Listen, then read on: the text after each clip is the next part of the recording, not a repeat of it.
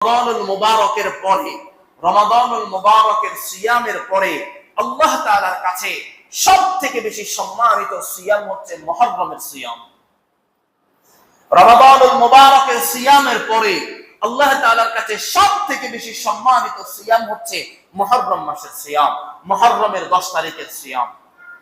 সিয়ামু ইয়াউমি আশুরা আহতাসিবু আলা আল্লাহি আন ইউকাফিরা আস-সানাতা আল্লাতী ক্বাবলা।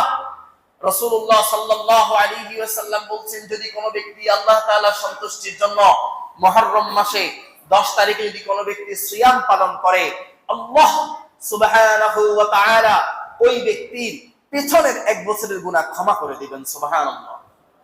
রাসূলুল্লাহ সাল্লাল্লাহু আলাইহি ওয়াসাল্লাম বলছেন, খালিফুল মুশরিক খালিফুল কাফির, তোমরা মুশরিকদের বিরোধিতা করো। রাসূল সাল্লাল্লাহু আলাইহি ওয়াসাল্লাম বলছেন যে আগামী বছর থেকে যদি আমি বেঁচে থাকি, তাহলে আমি এই মুহররম মাসের সিয়াম কাফেররা 1 দিন রাখে, আমি 2 দিন রাখবো। সুবহানাল্লাহ। এজন্যই আমি আমার মুরব্বী বাবাদেরকে বলছি, বাসায় গিয়ে আমার মাদেরকে জানিয়ে দিবেন। পর্দার আড়াল থেকে আমার যে সকল মায়েরা শুনছে তাদের কাছে মেসেজ দিচ্ছি, রাসূলুল্লাহ সাল্লাল্লাহু আলাইহি ওয়াসাল্লাম বলছেন, মুহররম মাসের 2 দিন সিয়াম পালন করবার জন্য 9 তারিখ 10 তারিখ হিসাবে হবে আগামী বৃহস্পতিবার এবং শুক্রবার। আগামী শুক্রবার সিয়াম। আগামী জুমায় কিন্তু জিজ্ঞাসা করব যুবক ভাইদের মধ্যে কে কে সিয়াম রাখছে, মুরব্বী বাবাদের মধ্যে কে কে সিয়াম রাখছে আল্লাহ সন্তুষ্টির জন্য।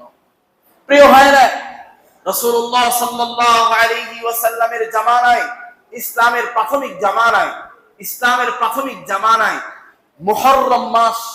মুহররম মাসকে সাহাবায়ে কেরাম এত বেশি গুরুত্ব দিতেন, মুহররম মাসকে সাহাবায়ে কেরাম এত বেশি মর্যাদা দিতেন, যেটা আপনি আমি কল্পনাও করতে পারবো না।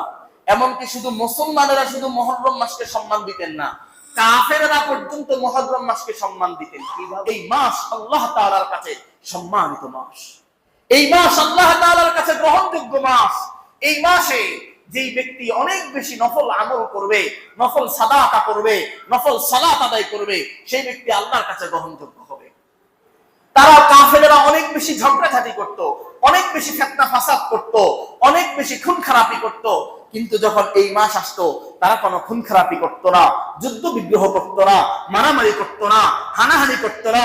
এমনকি হাদিসের ব্যাখ্যায় মুহাদ্দিসিনে কেরাম বলেন যে তারা যদিও অনেক মিথ্যার আশ্রয় নিত, অনেক মিথ্যা কথা বলতো, মুহররম আসলে তারা মিথ্যা কথা পর্যন্ত বলতো না। মুহররম মাস আসলে তারা মিথ্যা কথা পর্যন্ত বলতো না। এমনকি তারা মানুষের টাকা লুটে নিত, মানুষের আমানতকে খেয়ানত করত, মানুষের সকল কিছু ক্ষতি কামনা করত। মুহররম মাস যখন আসতো তখন মানুষের আমানতগুলো ফিরিয়ে দিত, মানুষের যে সম্পদগুলো লুট করেছে সেগুলো ফিরিয়ে দিত। মুহররম মাসকে তারা এত বেশি সম্মান করতেন। প্রিয় ভাইরা, সেই মুহররম মাস আমাদের মাঝে শুভাগমন করেছে 1448 হিজরি। বলছেন না, নতুন বছরে নতুন করে নিজেকে সাজাই, নতুন বছরে নতুন করে নিজেকে সাজাই, 5 ওয়াক্ত সালাত হারাম ছেড়ে দিই, হালালকে আঁকড়ে ধরি, মা বাবার খেদমত করি, অন্যের হকগুলো নষ্ট করা বাদ দিয়ে দিই, গীবত শাকাত বাদ দিয়ে দিই, নিজেদের জীবনকে সাহাবায়ে কেরামের মতো সফল করা শুরু করে দিই।